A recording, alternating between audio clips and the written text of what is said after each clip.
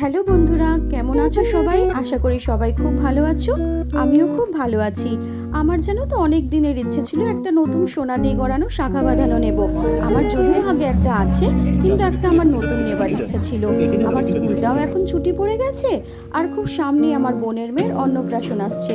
তাই একটু দেরি না করে ঝটপট চলে গিয়েছিলাম সেনকো গোল্ড অ্যান্ড ডায়মন্ড জুয়েলার্সে। সেখানে গিয়ে আমার একটা শাঁখা বাঁধানোর ডিজাইন ভীষণ পছন্দ হলো, তাই আমি সেটা পারচেস করে নিয়ে বাড়িতে চলে এলাম। আর জানো তো, আমি তার সাথে একটা গিফটও পেয়েছি, পিওর সিলভারের রামপারি বার ফটো ফ্রেম। আমি তো ভীষণ হ্যাপি হয়েছি। আর নতুন গয়না বানালে আমরা মেয়েরা তো খুব হ্যাপি হই, তাই না? গয়না বানাতে কোন মেয়ের না ভালো লাগে? তার সাথে যদি আবার পাওয়া যায় এত সুন্দর একটা গিফট।